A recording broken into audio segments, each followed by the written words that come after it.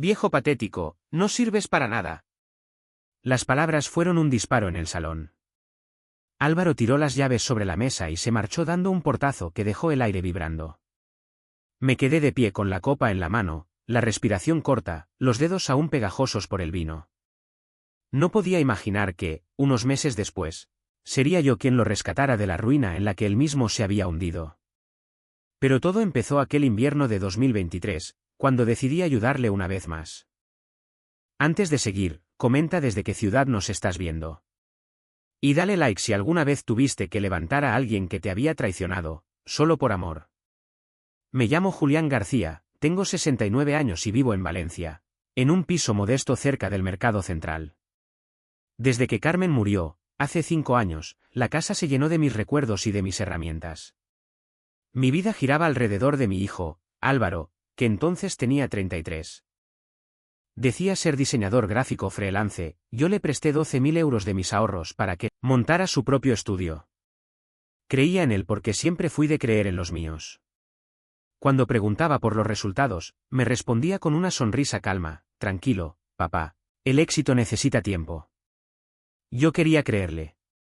Y así lo hice, hasta que la primera grieta apareció.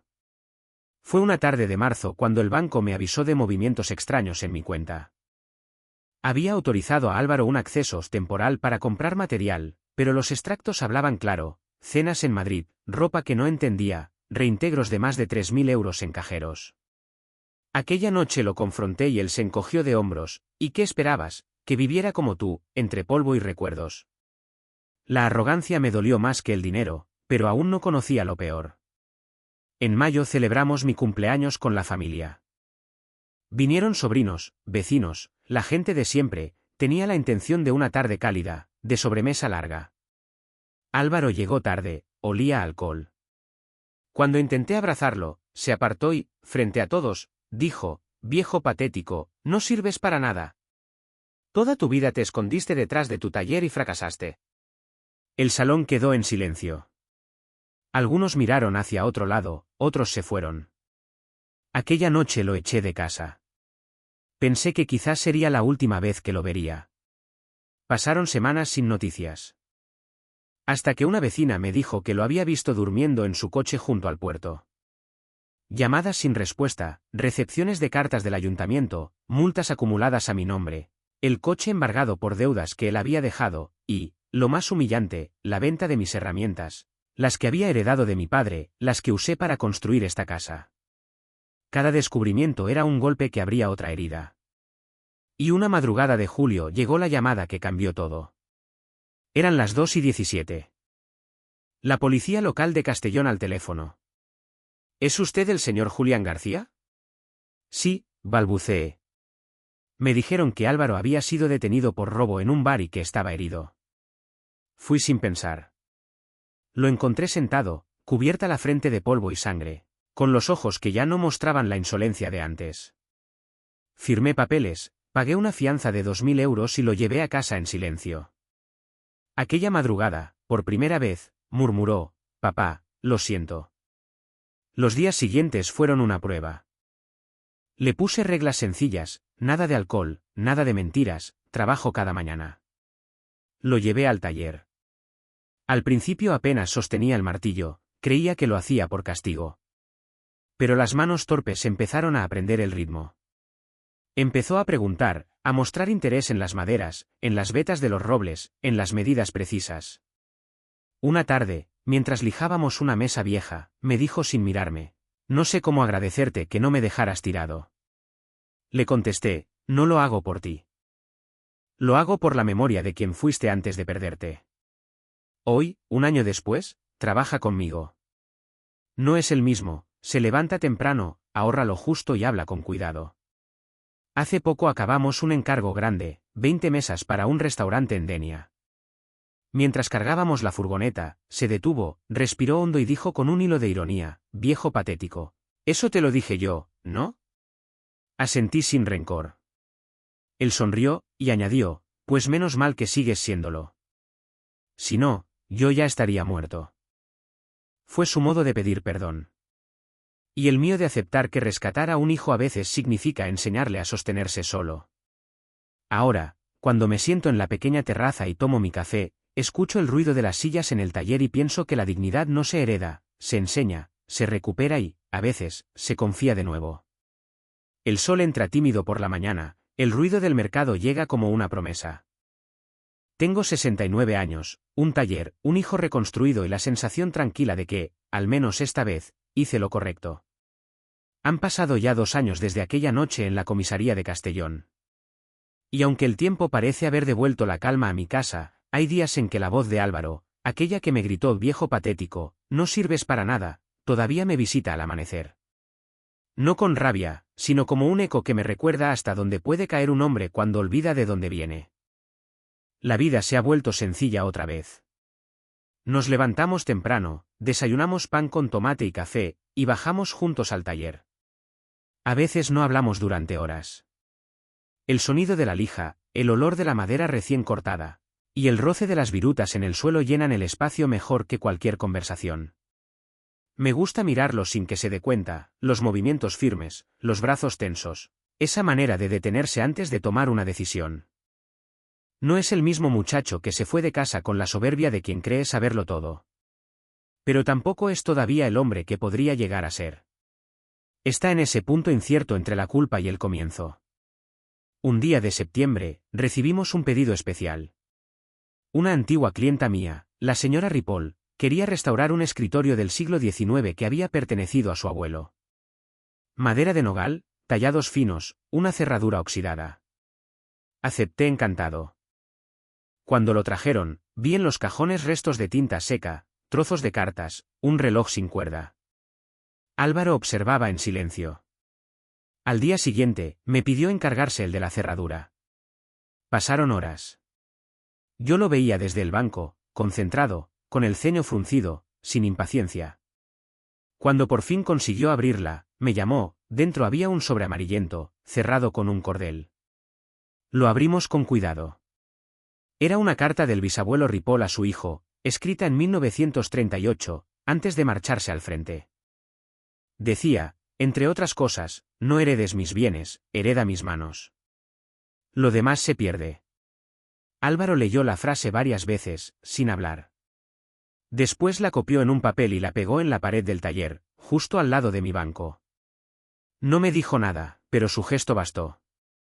Yo asentí, fingiendo seguir lijando, y en silencio sentí algo parecido al alivio. Los meses siguientes fueron distintos. Empezó a traer sus propios encargos, pequeñas reparaciones de vecinos, mesas para amigos. Me pedía consejo, no dinero. Y en las tardes de sábado, cuando terminábamos el trabajo, nos quedábamos en la terraza mirando el cielo apagarse sobre las torres de Valencia. Hablábamos poco. A veces de su madre, otras de cómo cambió todo sin que nos diéramos cuenta. En una de esas tardes, me dijo: he pensado en devolver lo que te debo, poco a poco. Le respondí que no hacía falta, pero insistió. Desde entonces, cada mes deja un sobre en el cajón del taller. No lo abro. Me basta con saber que está ahí. En Navidad, vino la familia. Esta vez fue él quien preparó la cena. Asé cordero, como siempre, pero el brindis fue suyo. Se levantó la copa y dijo con voz serena: este año no quiero brindar por el éxito, ni por el dinero, ni por los proyectos. Quiero brindar por la paciencia. Por la de mi padre. Nadie dijo nada. Yo bajé la mirada y sentí el calor subir desde el pecho hasta los ojos.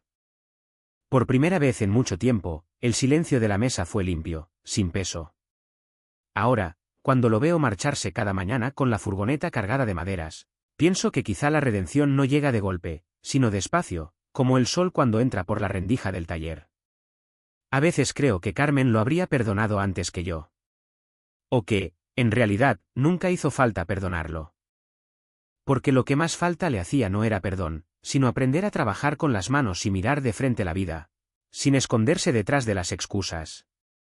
A mí, en cambio, me enseñó otra cosa, que ser padre no termina cuando los hijos se hacen adultos, sino cuando por fin los ves volver, no para pedir, sino para quedarse. Y mientras cierro el taller cada tarde y el ruido del mercado se apaga en la distancia, me repito, casi como un rezo: No heredes mis bienes, hereda mis manos. Esa frase, la del viejo Ripoll, se ha quedado conmigo. Quizá porque resume todo lo que uno puede dejar en esta vida, un oficio, un ejemplo, y la esperanza de que alguien, algún día, los sepa sostener con dignidad. Han pasado 3 inviernos desde aquella madrugada en que lo recogí de la comisaría. A veces me parece una vida entera, otras, apenas un parpadeo. El tiempo, a mi edad, tiene esa extraña costumbre de doblarse sobre sí mismo. Un día crees que todo está perdido, y al siguiente te descubres preparando café para el mismo hijo que te llamó viejo patético. Hoy Álvaro tiene 36. Trabaja conmigo a jornada completa y lleva las cuentas del taller mejor que yo. El negocio, modesto pero firme, ha crecido, fabricamos muebles a medida para restaurantes, casas rurales, estudios. En el barrio empiezan a conocernos como los García, y confieso que escuchar ese plural me da un orgullo discreto, de esos que no hacen ruido. Sin embargo, hay heridas que no cierran del todo, solo se cubren con una capa fina de silencio. Una tarde de febrero, mientras terminábamos una vitrina, me dijo: Papá, ¿tú crees que uno puede perdonarse a sí mismo del todo? Me quedé quieto, con la brocha suspendida sobre el barniz. No supe qué responder al instante. Lo miré, tenía las manos manchadas de polvo, los ojos cansados, y esa expresión de quien lleva una pregunta clavada desde hace años. No lo sé, hijo, le dije al fin. Creo que uno no se perdona, se acostumbra a vivir con lo que hizo. Y si lo hace bien, un día deja de doler. No contestó. Pero al día siguiente llegó antes que yo al taller. Había colgado en la pared una foto antigua, Carmen, mi mujer, con el de niño, los dos riendo junto a una cuna recién pintada. Debajo, escribió con un rotulador: lo que se rompe, se repara. Me quedé un buen rato mirándola. No dije nada. Hay gestos que pesan más que las palabras. Esa primavera llegó un encargo especial. Un restaurante de Denia nos pidió fabricar una barra de madera maciza de olivo. Grande, pesada, de casi 4 metros. Era un trabajo de esos que exigen paciencia y precisión. Decidimos hacerlo juntos, sin ayuda. Fueron semanas largas, de polvo en los pulmones y dolores en la espalda, pero también de charlas que no habíamos tenido nunca. Una tarde, mientras cortábamos los listones, Álvaro me preguntó: ¿por qué nunca vendiste la casa después de que mamá muriera? Porque es la única cosa que no se compra ni se reemplaza, le respondí. Todo lo demás, al final, se olvida. ¿Incluso el rencor? Especialmente el rencor. No volvió a decir nada. Pero esa noche, antes de cerrar, lo vi pasar el paño por la barra recién pulida con un cuidado que solo tienen los que entienden lo que cuesta reparar lo que uno mismo rompió. Cuando terminamos el proyecto, el dueño del restaurante nos invitó a la inauguración. Fuimos los dos, vestidos con nuestras camisas limpias, y al entrar vi la barra iluminada por los focos, el olivo brillaba como si tuviera vida propia. Álvaro se quedó un momento mirándola, con los ojos húmedos. Nunca pensé que podría construir algo tan bonito, susurró. Lo construiste tú, le dije. Y esa fue, creo, la primera vez que se permitió creerlo. A finales de ese año, decidí jubilarme oficialmente. No porque me faltaran fuerzas, sino porque había llegado la hora de ceder espacio. Le propuse a Álvaro que se quedara con el taller. No como herencia, sino como continuidad. Es tuyo si sabes mantenerlo limpio, si respetas las manos que trabajaron aquí, le dije. No quiero que me lo regales, respondió él. Quiero ganármelo. Ya lo has hecho.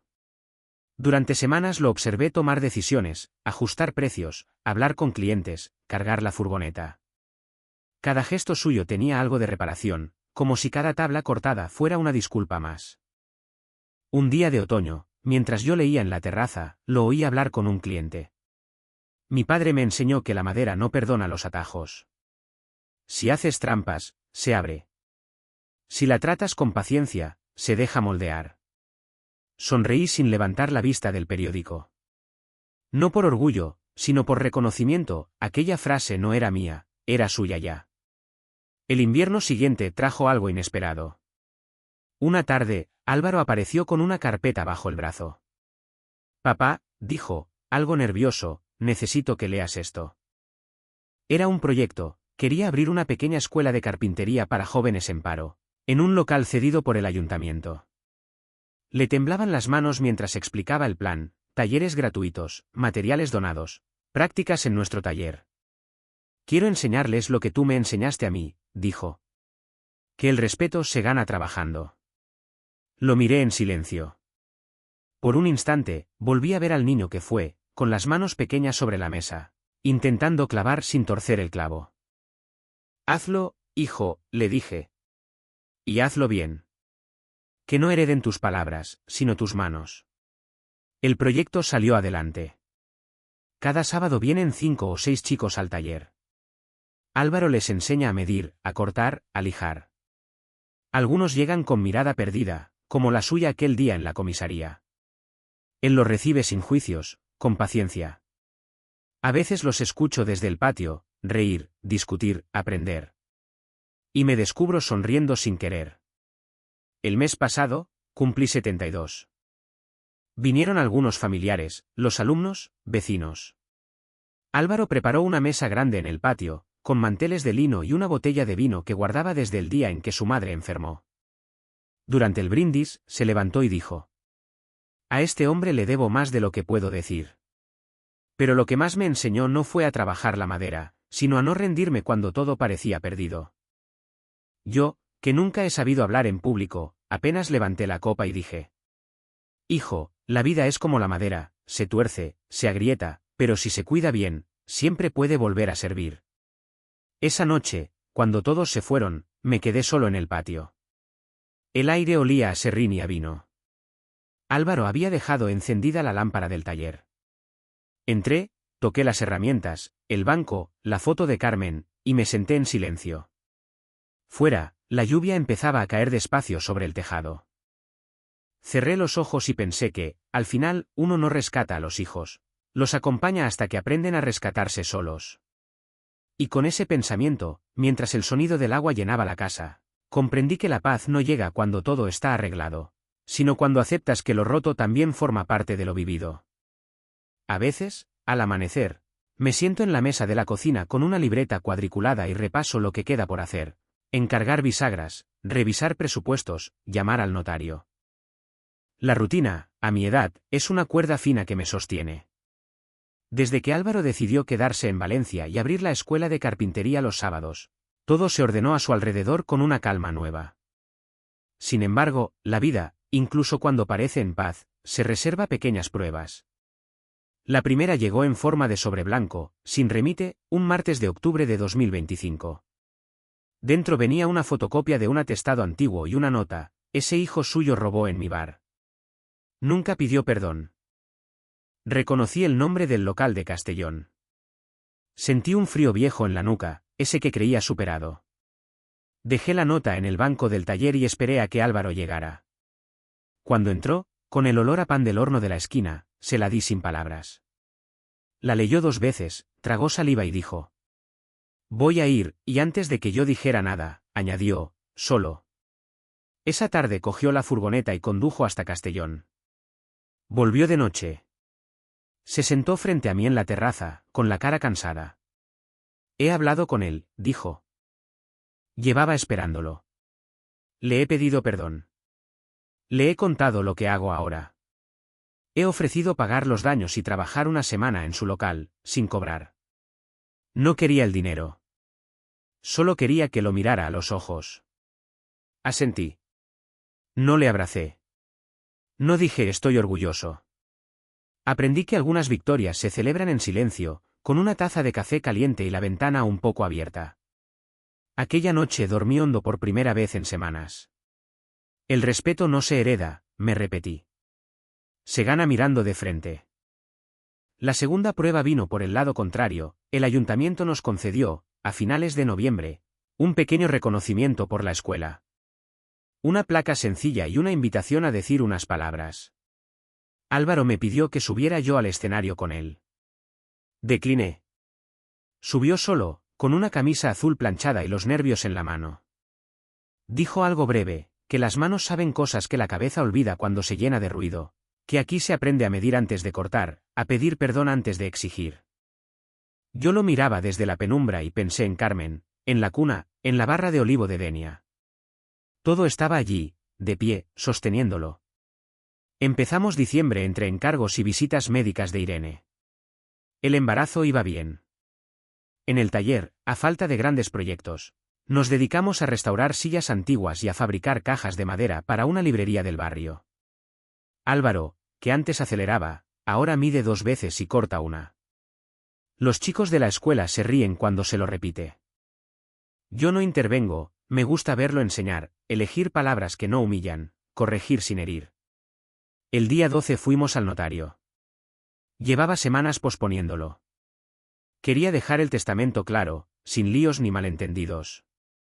El despacho olía a papel y a colonia fuerte.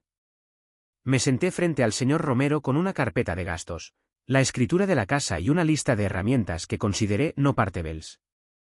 Álvaro me acompañó y guardó silencio todo el rato. Cuando el notario me preguntó si deseaba añadir alguna disposición especial, respiré hondo y dije: sí. Quiero dejar por escrito que el taller no puede venderse. Solo puede pasarse a quien se comprometa a mantenerlo abierto, limpio y honesto. El notario levantó una ceja. Álvaro clavó los ojos en sus manos. Y añada esto, dije, y le pasé una nota escrita en mi letra: no heredes mis bienes, hereda mis manos. Romero sonrió cansado, como si hubiera oído de todo menos esa frase. Quedó reflejado, con palabras más legales. Al salir, en la calle, Álvaro me cogió del codo. No tenías que hacerlo. Sí tenía, respondí. Para que, cuando yo falte, te acuerdes de que se queda y que no. La tercera prueba fue de salud. Un mareo tonto, en plena mañana, al inclinarme a recoger un sargento que se había caído. Una sombra en la vista, un pitido. Desperté en el suelo con Álvaro llamándome a voces. Me llevó a urgencias. Tensión alta, nada grave, me dijeron. Me recetaron caminar a la orilla del mar y no discutir con los recibos. Álvaro insistió en que me quedara unos días en su piso, cerca del puerto. Me negué. Preferí mi cama, mi taza, el olor del taller cuando cae la tarde. Pero bajé un cambio. Empecé a cerrar media hora antes, a dejar la escoba al chico más aplicado de la escuela, a decir, mañana seguimos, sin sentir que traicionaba a nadie. Una mañana de finales de año, Irene vino con una ecografía doblada y envuelta en papel cebolla. Sobre el mostrador del taller, entre virutas, desplegó la imagen borrosa y perfecta. Es niño, dijo, sonriendo tímida. No supe qué decir. Me salió un gesto torpe, la mano en el hombro de ambos. Pensé en la cuna restaurada, en la placa con el nombre que ya había grabado en secreto: Julián García, 2026. No les conté nada. A veces la alegría también necesita su tiempo de lijado. Para Reyes, hicimos algo que no hacíamos desde que Carmen faltó: colocamos un roscón sencillo en la mesa y dejamos 2 copas. La tarde anterior, Álvaro apareció con una bolsa. Dentro había un martillo viejo, de mango pulido por generaciones, el que un día vendió en su caída y luego, sin decirme cómo, recuperó. No quiero que falte nada, dijo. Tardé en responder.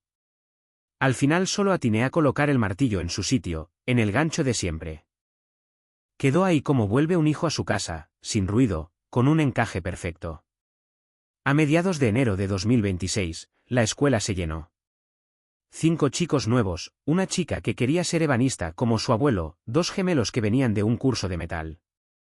Álvaro los formó en filas informales, midiendo, marcando, cortando. Cuando acabó la clase, me pidió que les hablara del banco de trabajo, de las marcas que guardan historia.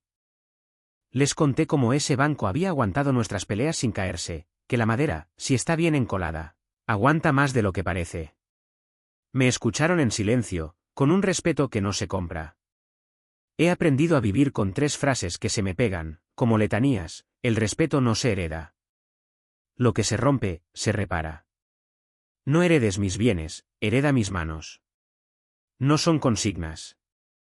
Son guías mínimas para no perderse. Cuando me descubro cansado o tentado de dudar de todo, las repito andando hasta el puerto, respiro el salitre, vuelvo y pongo la cafetera. Y así llegamos hasta hoy. Es febrero y el sol de Valencia entra tibio por el ventanal. El taller huele a nogal y café. Irene ha dejado una mantita de algodón sobre la cuna, como probando que el futuro cabe en un rectángulo pequeño. Álvaro revisa un pedido y, de vez en cuando, me mira de reojo, como comprobando que sigo aquí. ¿Sigo? Cierro por fuera, bajo la persiana hasta la mitad y me quedo apoyado en el marco, viendo el polvo dorado flotar en la luz.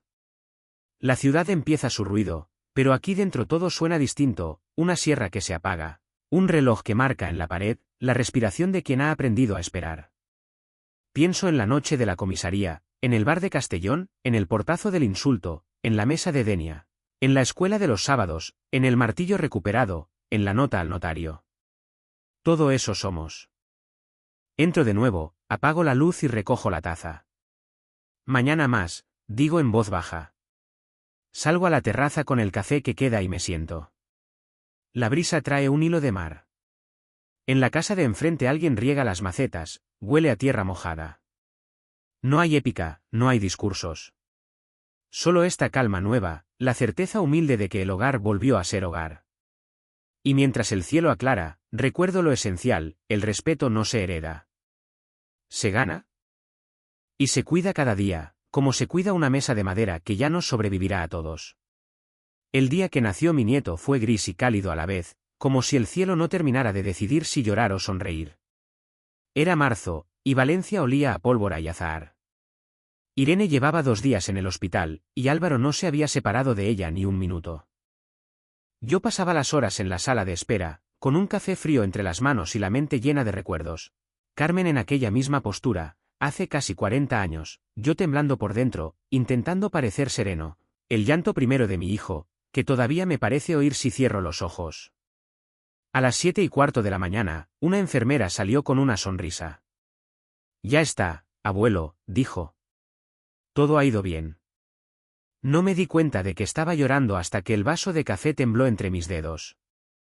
Entré a la habitación despacio, sin saber si debía hablar o quedarme quieto. Álvaro estaba junto a la cama, con los ojos rojos de emoción. Irene dormía, pálida y hermosa. En sus brazos, envuelto en una manta blanca, el pequeño Julián. Me acerqué sin decir nada. Álvaro me miró y, con un gesto torpe, me lo ofreció.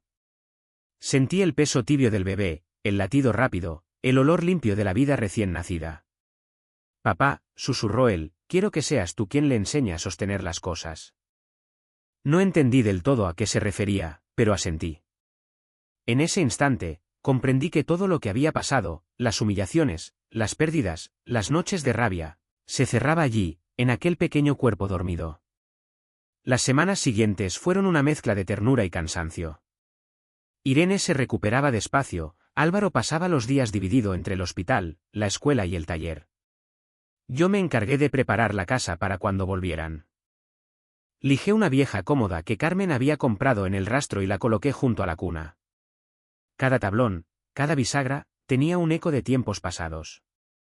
Mientras trabajaba, pensaba en cómo la vida, si uno le da tiempo, acaba volviendo al punto justo donde debe estar.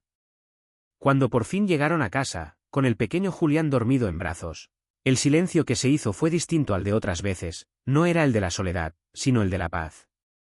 ¿Quieres sostenerlo?, me preguntó Irene. Lo tomé con las 2 manos. Me miró apenas unos segundos, con esos ojos todavía sin color. Pensé que así debía mirarme Álvaro cuando era niño, antes de que la vida se ensuciara de promesas rotas y malas decisiones.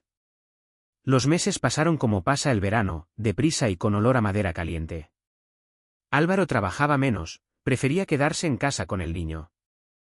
A veces, después de comer, los 3, él, Irene y yo, bajábamos al taller y dejábamos al pequeño dormir en la cuna, mientras el sol caía en silencio sobre las herramientas. Era un sonido de fondo perfecto, el golpeteo suave del martillo, el suspiro del serrucho, el balbuceo de un bebé que crece oyendo cómo su padre y su abuelo trabajan.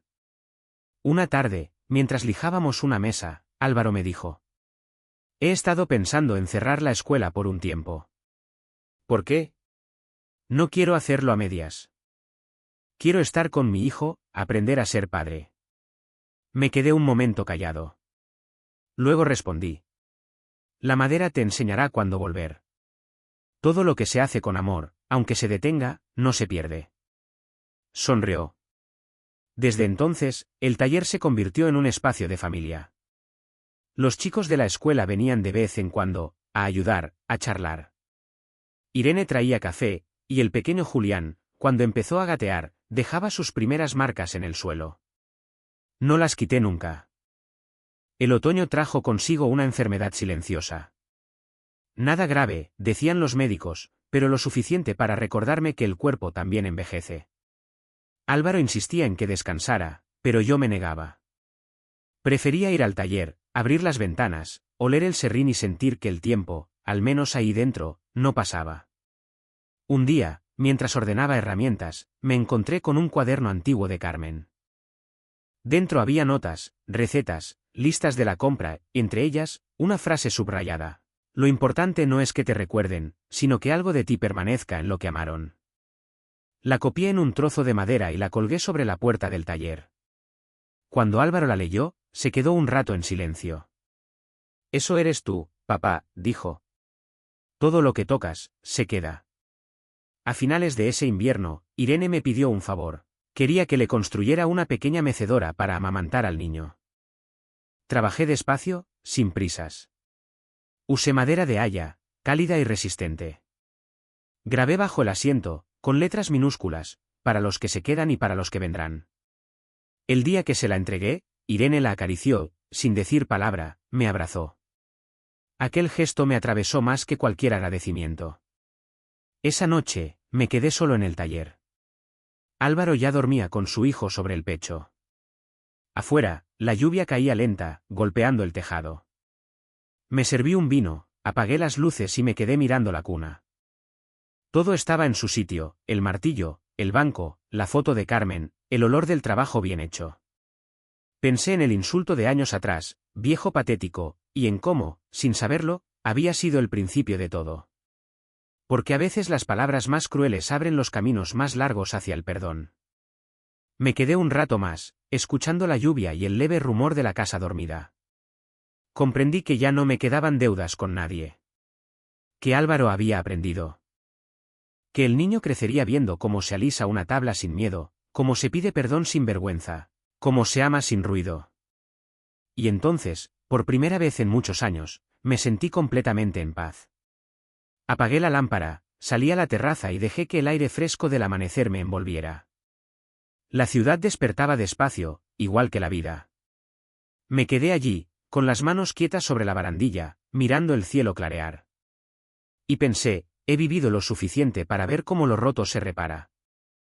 Después entré en casa, cerré la puerta con suavidad y dejé que el silencio, como una bendición, llenara cada rincón. El verano de 2027 llegó con un calor espeso y con una carta que olía a problema. Venía de la agencia tributaria, fechada el 3 de junio, propuesta de liquidación provisional. Leí 2 veces y me quedé sentado en la silla más fría de la cocina. Reclamaban unas cuotas del régimen de autónomos del año 2023, a nombre de Álvaro pero vinculadas a mi domicilio, y por un error de aquel entonces, a mi antigua cuenta. El viejo desorden pidiendo derecho de vuelta. No se lo oculté. Esa misma tarde, cuando bajó al taller con el pequeño Julián en brazos, ya balbuceaba y se le caía la baba sobre mi camisa, le puse la carta en la mesa. No hubo gritos. No hubo reproches. Solo un silencio que ya no pesaba, hecho de aire limpio. Lo arreglo yo, dijo, mirándome de frente. Como se arregla una grieta, sin prisas y sin trucos. Al día siguiente fuimos juntos a Hacienda. Colas, números en una pantalla verde, la espera de siempre. Llevábamos una carpeta con extractos, justificantes de pagos, el alta y la baja de autónomos, y un escrito que Álvaro había redactado la noche anterior, con esa caligrafía nueva que aprendió en el taller. Lenta, clara. Explicó el error, aportó recibos, propuso un fraccionamiento. Una funcionaria de pelo plateado y gafas rectangulares leyó, subrayó, tecleó. Yo, a su lado, respiré como quien lija, acompasado. Se puede arreglar, dijo por fin. Lo importante es que venga a dar la cara. Al salir, el sol de las 12 nos golpeó de lleno. En el bar de la esquina, con 2 vasos de agua, no brindamos. Solo asentimos. El respeto no se hereda. Se gana mirando de frente. El otoño trajo otra prueba, esta vez envuelta en promesas. Un promotor inmobiliario pasó por el taller con traje azul y sonrisa de catálogo. Quería comprar el local y convertir toda la hilera de bajos en apartamentos turísticos. Traía un número que a cualquiera habría deslumbrado. A mí no. Me habló de metros, de plusvalías, de oportunidad histórica. La única historia aquí, le respondí, está en este banco y en estas herramientas. Y no están en venta. Álvaro me miró de reojo, atento. El promotor dejó una tarjeta. No llamamos. A los pocos días, apareció mi sobrino Luis, que siempre fue hábil con las palabras y corto de paciencia. Tío, estáis perdiendo dinero. Ese taller es viejo. Podríais alquilar otra cosa más pequeña y moderna. Lo escuché sin interrumpirlo, como oí tantas veces el serrucho de mi padre. El taller no se vende, Luis. Está escrito en el testamento, y aunque no lo estuviera, está escrito en mis manos. Movió la cabeza, molesto, y se fue. No hubo pelea. Solo un portazo pequeño que el banco de trabajo ni registró. En diciembre, el dueño del bar de Castellón me envió una postal. Foto de la barra, luces cálidas, un par de frases al dorso, su hijo vino, habló, trabajó una semana conmigo. Está saldado. Cuiden el taller. La guardé entre las páginas del cuaderno de Carmen, como se guardan las pruebas que no es necesario enseñar a nadie. El 14 de enero de 2028, anoté en la libreta, primer paso de Julián en el taller. Fue entre una pila de tablas de pino y la cuna, que ahora servía de caja de juguetes. Cayó con ese golpe blando de los niños y luego se rió, como si la tierra tuviera trampolines. Álvaro, con la camiseta manchada de barniz, lo levantó en brazos y me miró con esa mezcla de orgullo y miedo que solo conozco en los padres primerizos. Le puse al crío en la palma una escofina, romas las puntas, y la apretó con seriedad, como si entendiera que en ese metal había más historia que en muchas fotos. La escuela de los sábados volvió en marzo. Pocos alumnos, mejor así. Una chica llamada Rocío apareció con la voz pequeña y los ojos tensos. No sabía medir, clavaba torcido, se desesperaba. Álvaro se arrodilló a su lado, le tomó la mano que sujetaba el formón y le dijo: «Escucha la madera. Respira con ella». Yo, desde el banco, vi la escena y pensé que, si la vida se transmite, es en momentos como ese. Una mano sobre otra, un ritmo compartido, el respeto pasando de piel a piel sin discursos. Para fin de curso, le propuse a Álvaro algo que tenía atragantado desde hacía meses. «Quiero escribir una carta para cuando no esté», le dije. «No un manual. Un recordatorio».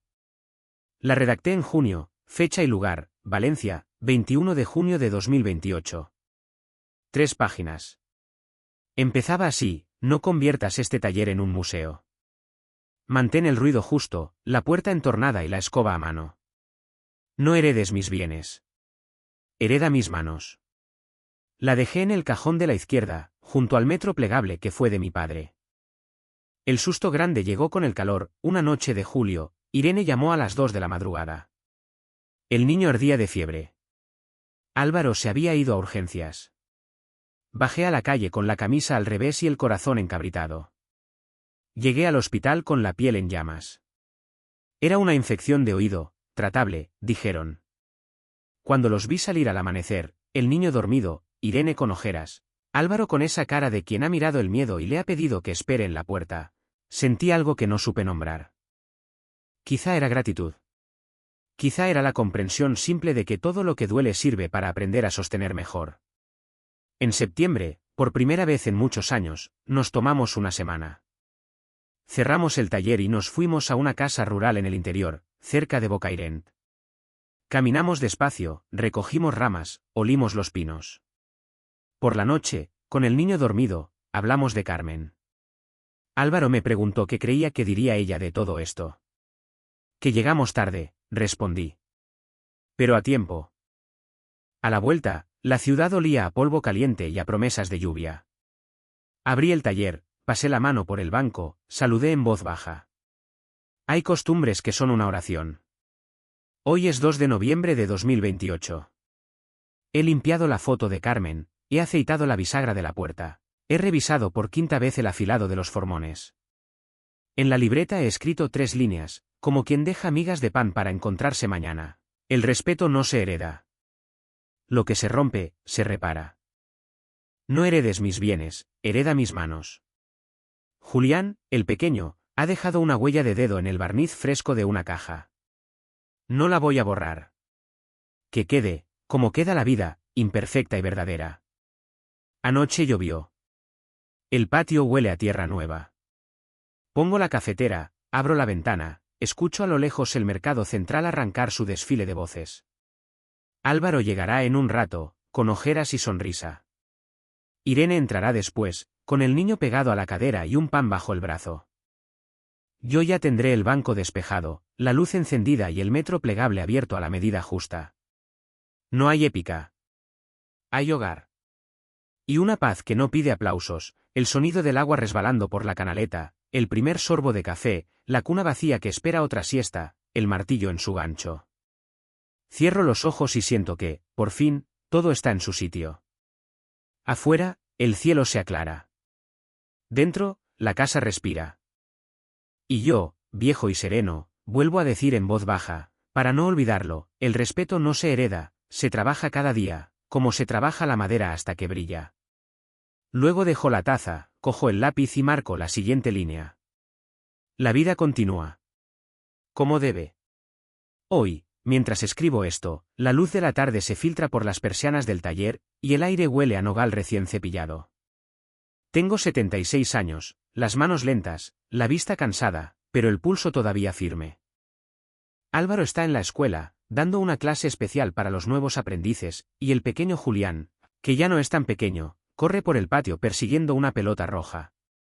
A veces se asoma a la puerta, me mira con seriedad y pregunta: ¿Puedo ayudarte, abuelo? Claro, pero sin tocar las sierras. Vale, dice, y se sienta a mi lado, imitando mis gestos con un trozo de madera que no pesa nada. Lo miro y me veo a mí mismo, 50 años atrás, cuando empezaba a entender que las cosas solo duran si se cuidan con tiempo y silencio. En su mirada está algo que creí perdido, esa mezcla de curiosidad y respeto, de inocencia y tempel. Me pregunto si sabrá, algún día, todo lo que su padre y yo tuvimos que romper para que él pueda crecer sin miedo. Hace una semana, Álvaro me habló de un proyecto nuevo. Quiere abrir un taller más grande, con zona de exposición y aulas para niños. Me pidió que le ayudara con el diseño del espacio. Me enseñó los planos sobre la mesa, madera clara, luz natural, bancos amplios, una pared entera dedicada a colgar herramientas. Quiero que sea un lugar donde la gente venga a aprender lo que tú me enseñaste, me dijo. No solo a trabajar la madera, sino a aprender a esperar. Lo escuché sin interrumpirlo. Luego pasé el dedo por las líneas del plano y dije: entonces asegúrate de dejar sitio para el silencio. Sin silencio no hay oficio. Él sonrió, y por un momento fue otra vez aquel muchacho con la camisa arrugada y los ojos llenos de orgullo. Pero ya no había distancia entre nosotros. Lo que antes era culpa o miedo, ahora era complicidad. Dos hombres hablando sin prisa, como quien pule la misma tabla desde extremos distintos. En octubre, Irene me pidió que cuidara al niño una semana entera mientras ellos viajaban a Sevilla por trabajo. La casa se llenó de vida. Julián me seguía a todas partes, curioso, preguntando por cada herramienta. Le construimos juntos un pequeño banco de trabajo, de su medida. Él lijaba con energía, yo corregía los bordes. ¿Por qué huele tan bien la madera, abuelo? Porque es limpia, le dije. Solo huele así lo que no se disfraza. La última noche, antes de dormirse, me preguntó si su padre también aprendió conmigo de pequeño. Dudé un segundo. Sí, hijo. Aprendió, aunque tardó en entenderlo. ¿Y tú también aprendiste de tu papá? De él y de la vida, respondí. Pero la vida cobra más caro. Se quedó callado, mirando el techo. Luego susurró: cuando sea mayor, quiero trabajar contigo.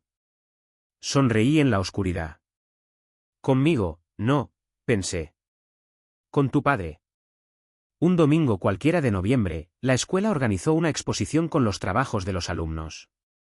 Mesas, marcos, cajas de música, juguetes. Álvaro me pidió que fuera el invitado de honor. Me negué al principio, pero insistió. Cuando llegué, todos los chicos me esperaban en fila, con las manos manchadas de barniz y una timidez que me recordó a los primeros días de mi hijo aquí. Álvaro habló poco.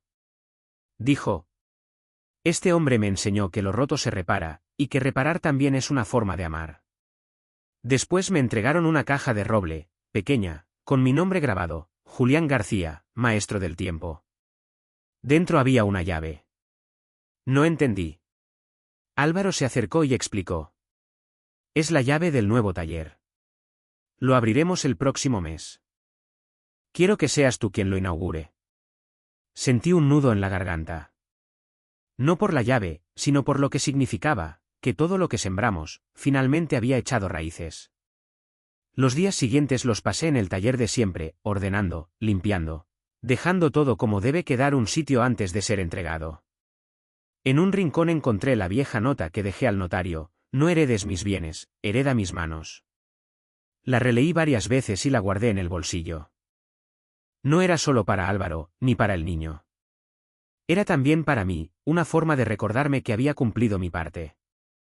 Por las noches, mientras la ciudad se apagaba, salía al patio y escuchaba el viento entre los naranjos.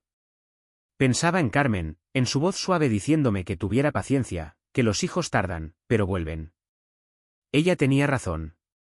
Todo lo que amamos termina regresando, aunque no de la forma que imaginamos. La inauguración del nuevo taller fue un sábado luminoso. Vinieron vecinos, antiguos alumnos, amigos del barrio. Había música suave, olor a barniz y a pan caliente. Álvaro me pidió que cortara la cinta. Con las tijeras temblando entre mis dedos, respiré hondo y dije: que este lugar suene siempre a trabajo limpio y a respeto. Cuando entré, me quedé sin palabras. En una pared, grabado en madera, habían tallado mi frase. Grande, clara, como un juramento. El respeto no se hereda. Se trabaja cada día. Me quedé mirándola largo rato, mientras los demás aplaudían. Y entonces lo vi, a mi hijo, erguido y sereno, a mi nieto, jugando en el suelo, a Irene, con la mirada tranquila. Sentí que el tiempo se detenía un instante, como si la vida entera respirara conmigo. Esa noche, de vuelta en casa, el taller viejo estaba en silencio. Me senté en mi banco, el de siempre, y pasé la mano por la madera marcada por los años. No sentí tristeza. Solo gratitud. Todo había encontrado su sitio: el hijo, el nieto, el oficio, el perdón. Fuera, la lluvia empezaba a caer despacio. Tomé el cuaderno de Carmen y escribí mi última nota. No construí mi vida para que me la arrebataran, sino para entregarla cuando llegara la hora. Apagué la lámpara, dejé el lápiz en su sitio y respiré hondo. El olor del taller era el mismo de siempre: madera, café, y algo más, difícil de nombrar. Quizá paz. Quizá memoria. Y entonces comprendí que la vida, al final, no es otra cosa que eso: dejar el taller abierto, la luz encendida y las manos limpias para quien venga detrás. Afuera, el amanecer empezaba a asomar. Dentro, todo estaba en orden. Y yo, por fin, también. El invierno de 2029 llegó con la lluvia constante que moja los tejados de Valencia y apaga los colores del barrio. El taller, sin embargo, seguía iluminado.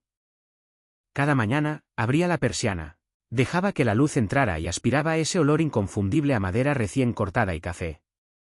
Julián, mi nieto, ya caminaba con firmeza, arrastrando un pequeño cajón de pino detrás de sí, mientras Álvaro le enseñaba a medir con paciencia. Yo me sentaba en el banco, sin intervenir, viendo cómo el oficio y la vida se entrelazaban, callados, como siempre debieron hacerlo.